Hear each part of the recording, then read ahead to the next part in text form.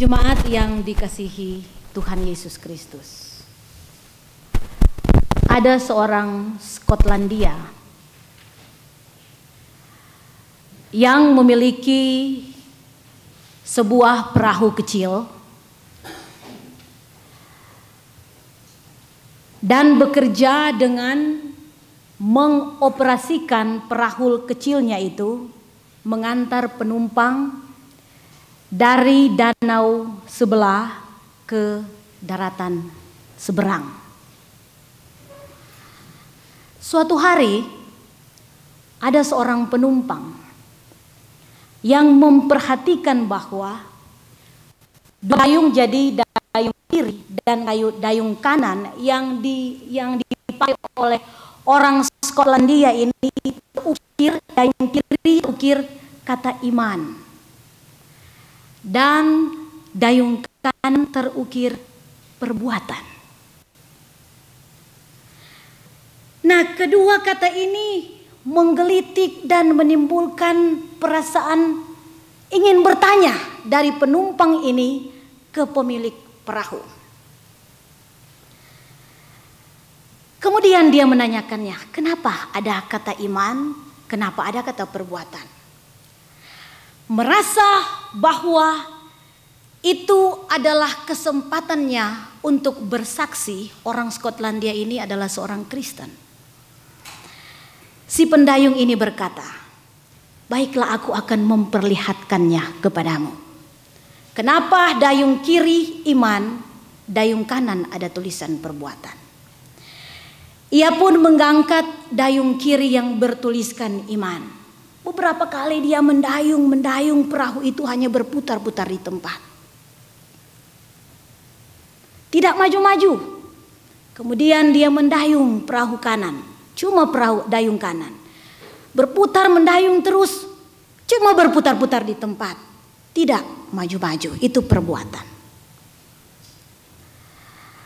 Akhirnya pendayung ini mengambil kedua dayung itu dan mulai mendayung bersama-sama. Iman dan perbuatan.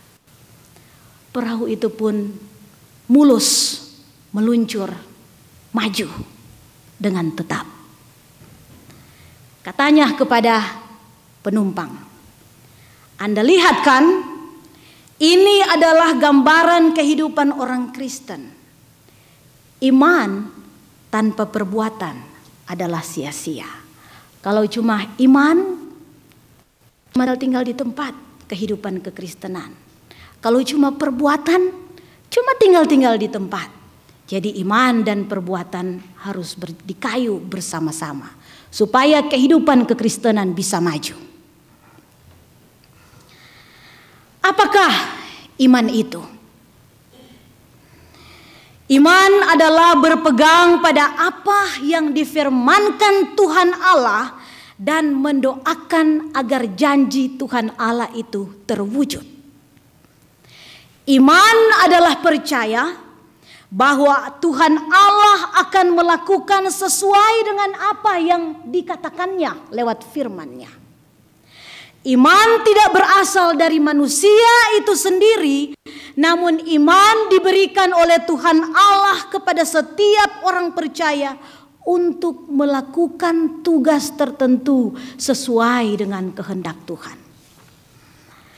Dengan adanya iman, orang dapat mengerti bahwa alam semesta ini telah diciptakan oleh Allah.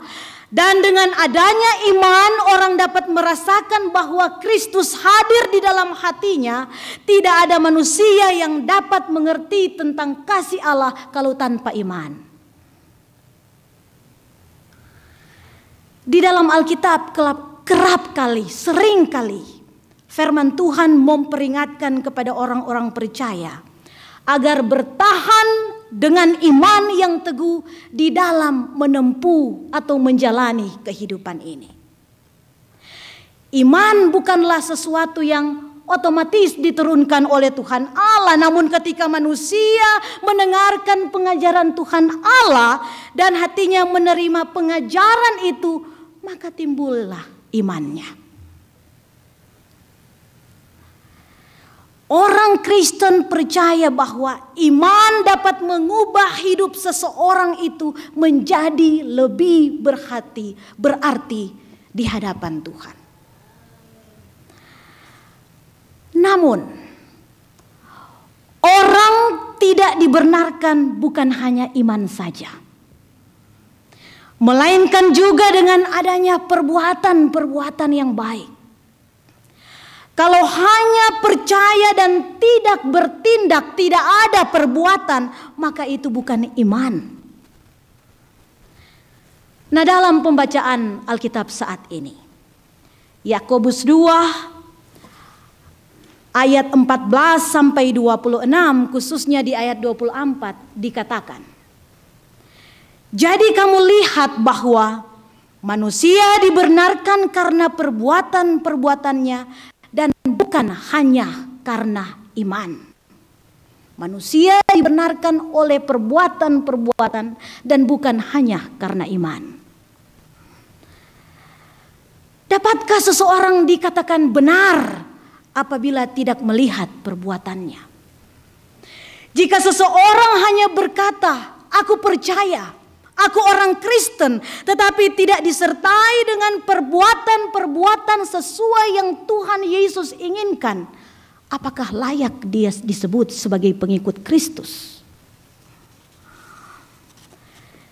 Yakobus dalam pembacaan saat ini menulis bahwa iman dan perbuatan itu harus seimbang. Iman bila disertai perbuatan yang nyata akan menjadi sempurna, jika tidak iman itu kosong dan sia-sia. Yakobus menulis kepada pendengar Kristen pada waktu itu.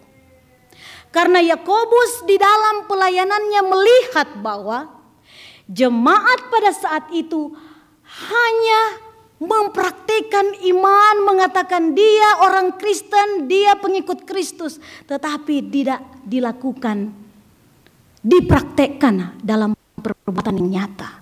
Sehingga Yakobus lewat suratnya ini dia perlu memperingatkan jemaat Kristen pada waktu itu. Iman tanpa perbuatan yang nyata adalah sia-sia.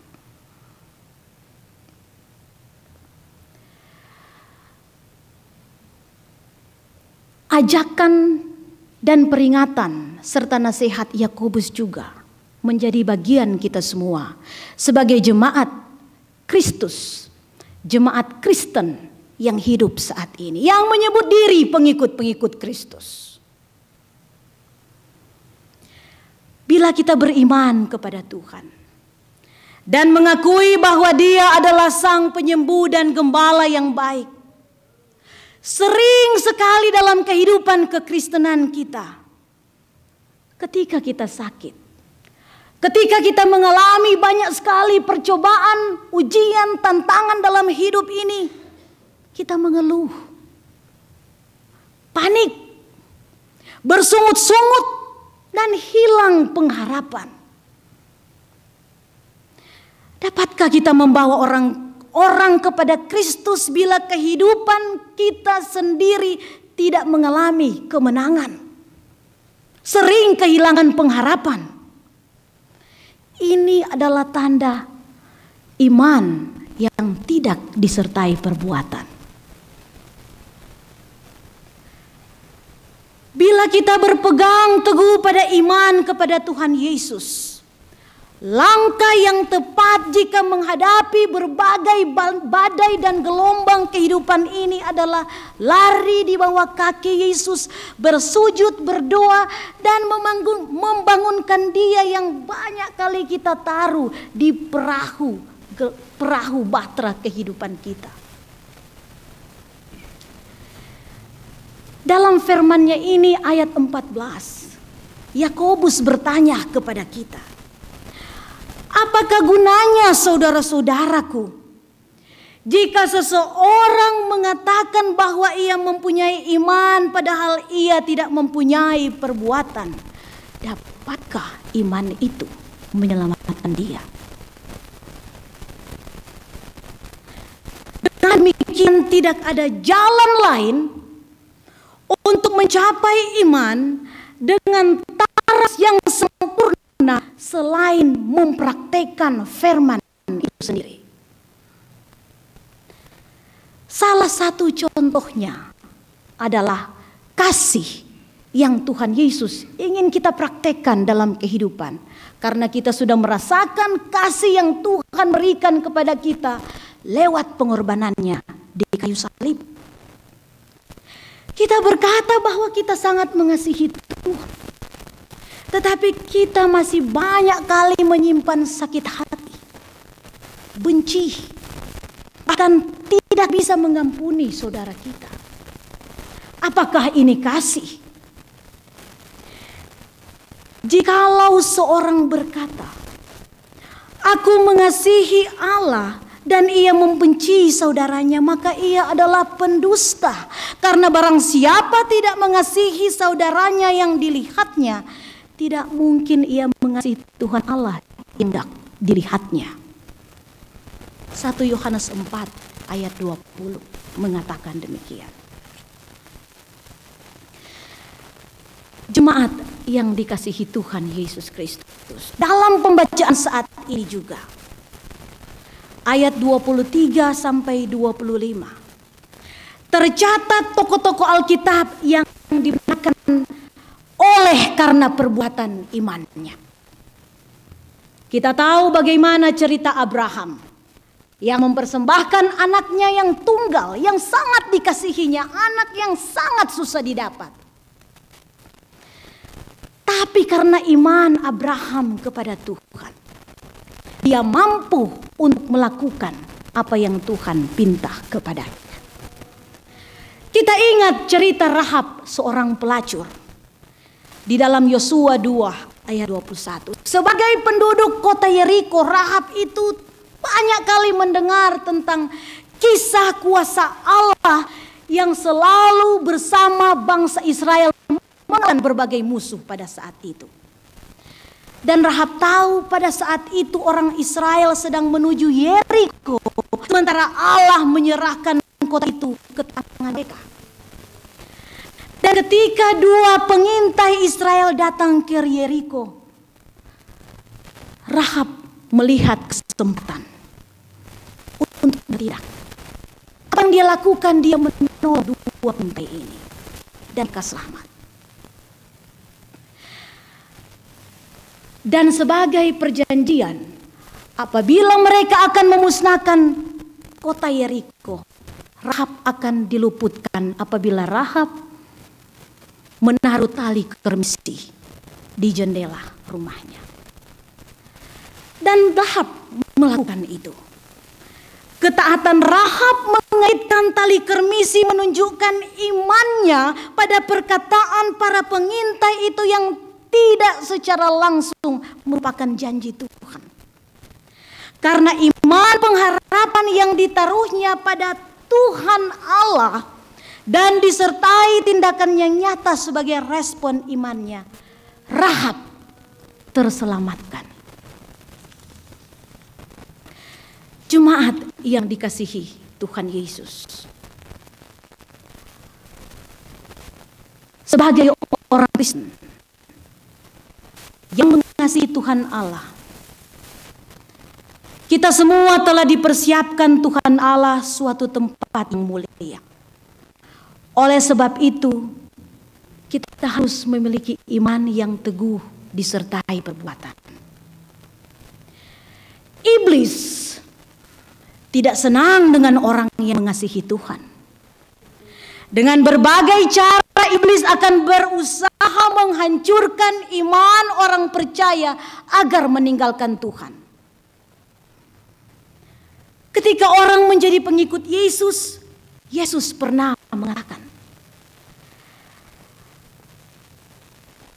Yesus pernah mengatakan kepada murid-murid pada waktu itu, bahwa untuk menjadi pengikut Yesus, orang harus tekun memikul salib.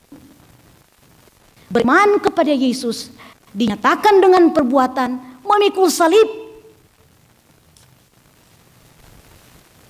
Tuhan tidak pernah menjanjikan jalan hidup ini selalu rata, selalu mulus, selalu aman. Namun Tuhan menjanjikan kehidupan kekal ketika manusia itu terus bertekun di dalam iman. Ada kalanya Tuhan izinkan masa penderitaan terjadi dalam kehidupan orang percaya, itu bukan tanpa tujuan. Itu adalah proses atau bagian pendewasaan iman, agar iman terus bertumbuh. Tuhan hendak melatih iman kita supaya makin teguh. Itu firman Tuhan saat ini mengajak kita semua sebagai pengikut Kristus dalam kehidupan kekristenan kita saat ini. Marilah kita mempraktekkan iman kita selalu dalam perbuatan yang nyata, supaya iman kita semua terus bertumbuh. Iman tidak akan bertumbuh tanpa ujian, tanpa cobaan, karena iman yang murni akan terus diuji seperti emas yang dibakar dengan api, namun emas itu akan semakin terlihat kemurniannya. Demikian dengan iman. Kiranya Tuhan Yesus dalam Roh Kudus memampukan kita semua dalam kehidupan kekristenan kita selalu mempraktikkan iman dalam perbuatan-perbuatan yang nyata sesuai dengan firman Tuhan dalam Alkitab. Amin.